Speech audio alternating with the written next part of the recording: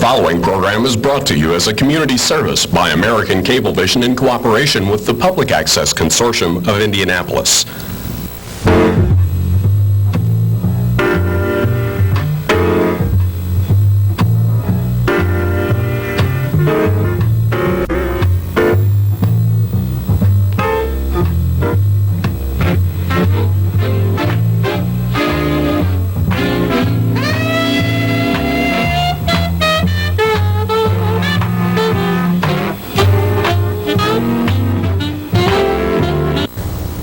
We're talking tonight to Abdallah Aourik, who is a native of Morocco, and for 20 years he's been roaming the world painting.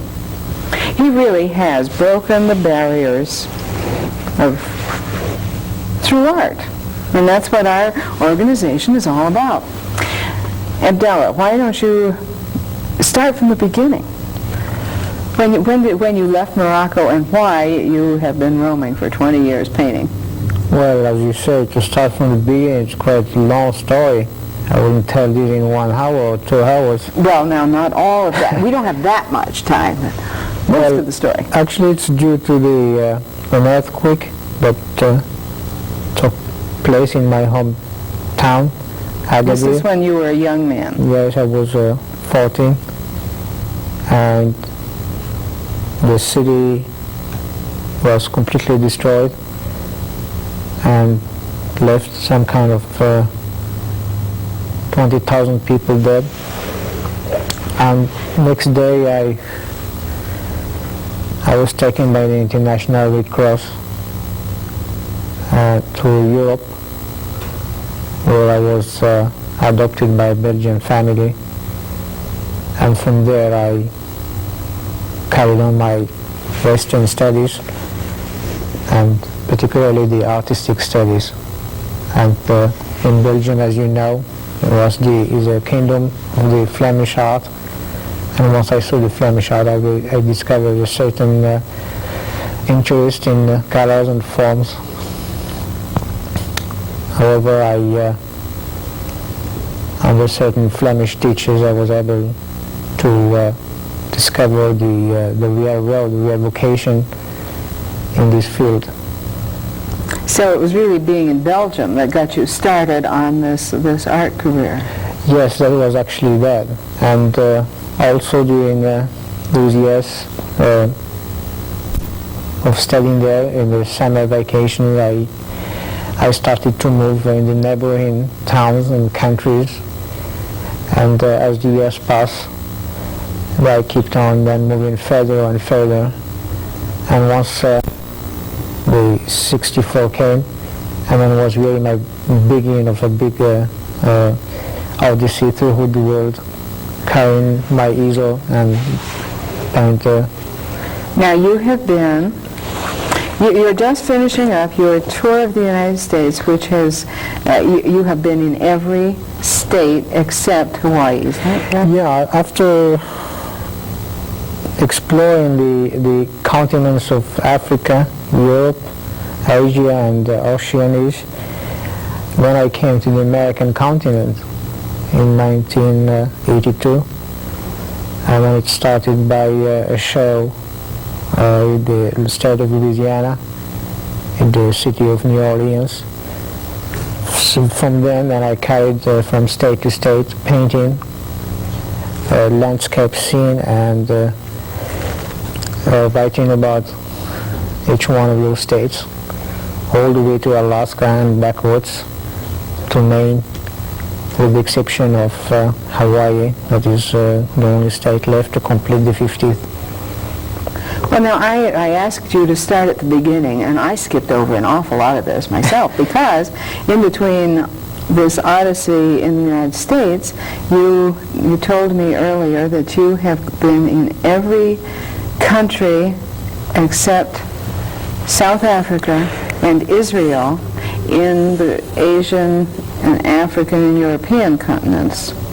Now, we didn't talk about New Zealand and Australia You've Those been there? places, I did them already. You've already- The Oceanies, that's what they call the Oceanies. It's what's so-called the fifth continent. So everything there, but now, Except the African continent, the state of South Africa and the state of Israel in Asia. They didn't give me permission of entrance because of a certain objectivity on the humanitarian way of painting and of seeing the reality. Probably due to that my... well, it seems to me that after you have been in every state of the Union, and you're going now from here through South America, and you'll have done all those, they're going to have to let you in. We'll I have don't to know. take that up with them later. I don't know. Well, actually, I'm not so much looking now. After the beginning, it did give a certain shock when when you came in there peacefully with the only weapon was a love and easel and brush, and was only to follow what I believe in art. So, and then they look at me and they say, we don't want the humanist intellectual here, and well, it was quite shocking. And then Well, you still have some barriers to break, but you have broken a lot of them through your art. oh yeah, that's especially concerning the Eastern blocs like Russia, China, Mongolia. That was pretty heavy to go through there, and this is the barrier.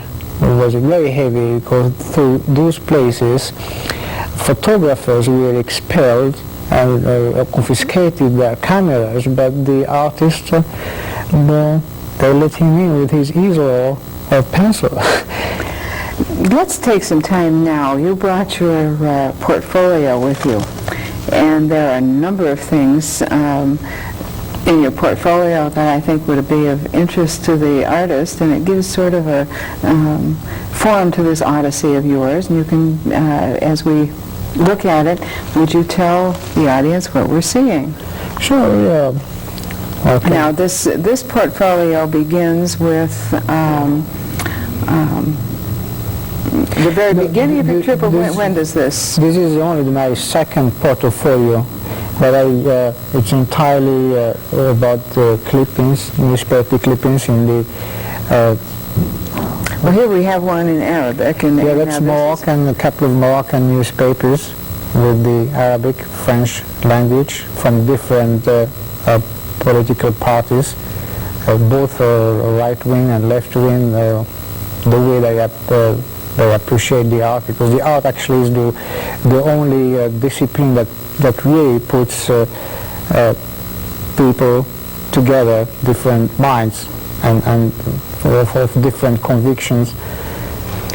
And those were the Scandinavian newspapers where I was invited in 1980 to Norway for a special show there. And here begins the American newspapers, and the top one was from Louisiana, where they held a show, and state of Texas, California, and then all the way up to Washington State, and there in Alaska, which was really a dream place. That's the state certainly that I would mind to go back. But during the summer time, it's just a magnificent area, spring, summer. And on the way back to Idaho, Montana, Wyoming, Colorado, Utah. Now, I think you were telling me that you found the Midwest the most friendly. Yeah, in the concerning this social and welcome of people and the hospitality, I found it very interesting how Midwest are really people with open heart, a very warm heart, I would say, comparing to the eastern states like in New England, from Virginia all the way up to Maine, it's pretty tough, rough, and not easy to get accepted in their circle. And maybe it's just because we're so excited to find you here, and to have this kind of a thing happen to us. I think it is interesting, though, that we have been the warmest, or the Midwest at least, has been warm and hospitable to you. I'm glad of that. Let's, since we're talking now about this odyssey through the United States, let's take a look at some of the slides that you brought with you. And would you have done a painting of every state, a special painting, haven't you? yes, I did. I still carry with me with all the canvases for the day that I painted from each state, and the slides also, which you will be seeing in a minute, I think. And there is the... I recognize that. That's in Indianapolis. I arrived there early hour, a year ago. It was probably 3 in the morning, and there was nobody in the street at all. And then I saw that. I said, listen, this is something, this is a place. And that image struck me so much that with the same day I settled my easel under the kind of sport dome or something like that. And so that's down Market Street. yes, and this one is from the state of Wisconsin, at the University of Madison, and it's just the statue of Abraham Lincoln and dominating the whole campus and the Capitol. It's a remarkable colors. And here it's the one of the Texas. After searching and searching about Texas, and finally I found the identity, this ranch with all its inheritance in horse, and their style of dressing, and gas and water pumping. And the occasional trees you find around. There are not so many trees around. It's perfect identity. This one is the first one done in Jackson Square in New Orleans, where they gathered there some kind of 200 artists permanently painting, and so I just saw this mixture of black and white, children, big and small and fat. Everybody was just, I just put them all together with the St. Louis Cathedral on the back side, and Presbyterian home, and also you can see under the arcade there's the first submarine that was used to fight, I don't know who was there, for the British or Spanish. I don't remember anymore those details. This one is taken from California, in Petaluma. That's actually the only part I discovered as kind of identity of California.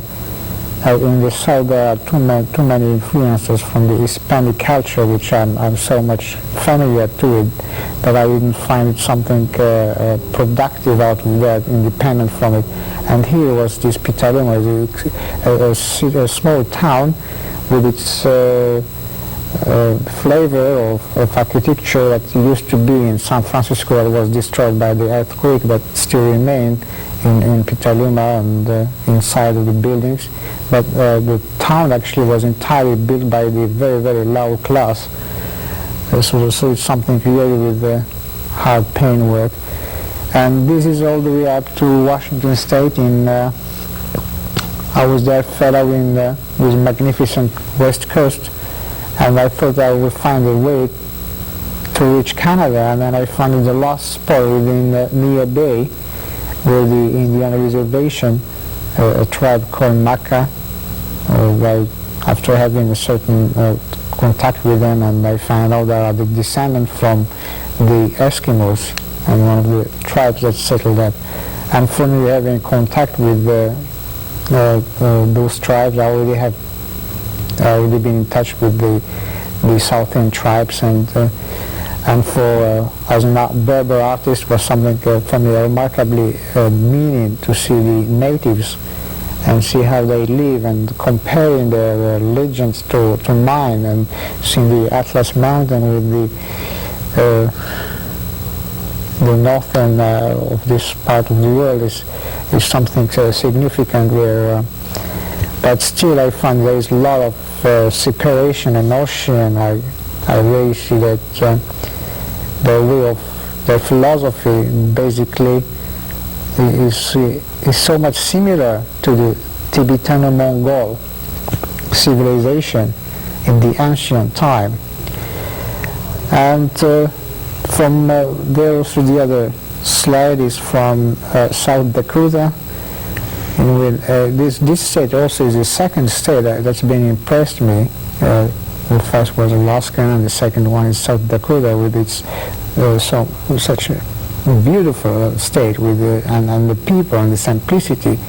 And there really there are in Fort Pierre and Pierre, there are two cities in one, and also two time in one, the central time and mountain time with a river there, Missouri River, and there's a bridge where really you can see two times in one canvas, and I find it very fascinating about that. And here is in West Virginia, more coming to the east. And also so I give up the landscape when I discover these cities and towns, this architecture that looks to be kind of American architecture. So I just concentrated more and more on the cityscape, because there's certain environmental influences from whatever political parties that were there. You could really see which party was there before what building was built, the way the administration was pushing them to. You can really, right from the way the buildings are, you can see that each administration is asking something else. And well, I would imagine that we can, you know more about this country than we who studied American geography in our schools. And this is all the way south. It's in Florida. It was the first of the year. They celebrated New Year on that beach, and it was, I spent the whole night. And in the early hour, as I saw, the sea was all gone, and the seas abandoned boats and seagulls, and nobody. There might be a couple of hundred people living in that area. Mostly there are oysters, fishermen, and so yeah, that's Florida in the Apalachicola Bay, which is a remarkable place in the Gulf of. Unfortunately, I haven't done it much further to south than Florida, because I suspected that area is very similar a bit to North Africa. So I wasn't very much interested in that, because I know that kind of geological and... How much we could learn from you, Abdallah, about the geography of our country and the world. My goodness. I'm not sure, I don't think we can't go into all that today, because there was one thing that I wanted to talk to you about that we haven't gotten to yet, and that is, when you were here a year ago, you cooked at our house. And I might tell the audience that Abdallah made the most magnificent Moroccan dish called tagine. And cooking really is an art, and as you put that together, it was an artistic masterpiece. Would you tell our audience how you did that? You know, the even though this isn't a cooking show, it's going to be a cooking show. The cooking is the art, is an art, and from whenever you travel in the world, to find out about the civilization of that part of the world you landed is by tasting their food. And Morocco, and this one of the neighbors of Mediterranean. Mediterranean is the birth of civilization, and food and wine and the specialty called tagine, and probably as you know, couscous is also the typical Yes, and I Moroccan. remember you. And then there is also harira, that's Berber soup, which called That was what aski. you cooked at the academy. It was the Berber soup. Yes, that's right, and which is actually basically used like from the flour and water and some oil, onion and tomato, and then you let it boil, and then it's very it must not be thick, because if you keep on with it, you might end it like a Scottish purge. So you have to be actually to stop. Yeah, that's the whole thing, is to stop at the right time. That's quite Which is what you have to do with the painting, isn't it? exactly the painting. You keep on painting, but you can paint anything, but you have to. You must know. That's the whole secret about that. You must know where to stop, and to know where to stop isn't because you are tired physically or mentally, or you are in a hurry for something. You really have to say that's it. So that means in art is not only knowing to use colors or brushes or whatever. There's a certain knowledge which is behind it. As you see as you know it, in the Renaissance time and before that, the painters were always the ones that are the fathers of invention. They invented the whole thing that is today. That means they are near, about in science, in religion, and whatever. There are the last discoveries all the time that are nearby. So they keep update, because they contributed to the growth, to the evolution, and the conclusion, it's all generally brought into a canvas or into a paper. But there is that time to say, this is what I found, this is it, and not more, not less. So if that moment of conclusion, that means, I think that's enough with this canvas, Or with this pot of food. or with the pot of food. I said, whatever. No, it tastes good, it tastes delicious, it's nourishing, and you say, look, it's time to serve it. So you brought to us a bit of Morocco then, but you're taking an awful lot more away with you from this whole country. It's just really exciting to think of you having been to much more of this country than most Americans ever get to. Well, And the world. I keep thinking, I guess it's because it's so hard to grasp, having been in every part of this country, that it's even harder to think of your having been practically everywhere in the world. well, it's very. When I do something, I do it from deeply from my heart. I just don't go and do it like that without.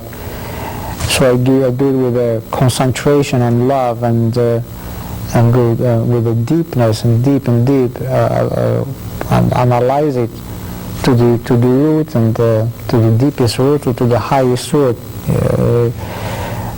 from its in its infinitely small details to infinitely large details. And then I made certain in between. I said, no, this is the equilibrium of it, this is the balance. Yeah, indeed, I always feel like I take a lot from, but that's what frightens me sometimes when I travel, because somebody is there searching, looking for pieces, like a detective trying to find out those pieces, to put them together to determine something that's been committed here, and then generally the authorities, the area, they're always there watching this, what is they doing there. And it happens sometimes that I sit in my easel in area, and then police came over and said, what are you doing? I keep around, hanging around, and in uniform or in civil, and US, and this is kind of things that always happen all over the earth. And here, luckily, it's not so, it did happen here often in many states, but it's not so like in other countries where I had to be taken to custody until find out whether you are a spy or not. And now you're going to South America with this. Well, with this, I keep on because I've been, I have And to we're keep my out of road. That's time. my road that is, Well, now you will have done the whole bit when you do this. Keep in touch. sure. Thanks so much for You're being welcome. with us today.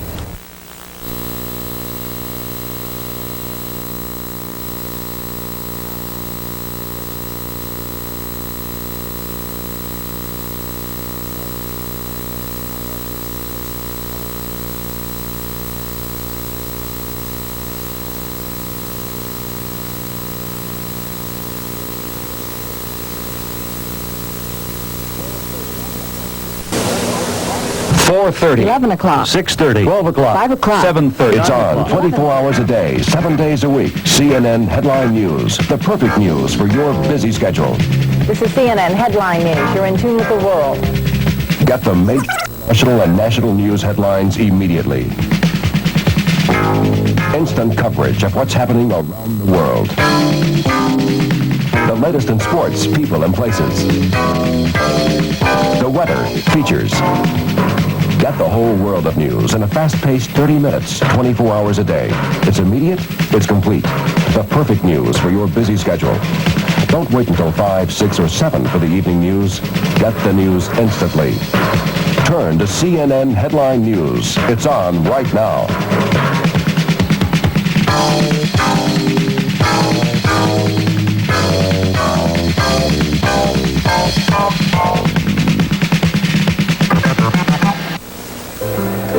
Honey, is everything all right? It's just indigestion. You don't look very good. Don't worry. Maybe we should go. No, it's okay. We could get it checked out at the hospital. It could be a heart attack. Too young for that. Besides, I'd be embarrassed going there just for indigestion. Each year, more than 350,000 Americans die of heart attacks before they reach the hospital. We don't want you to die of embarrassment. Get to know the symptoms of heart attack. The American Heart Association. We're fighting for your life.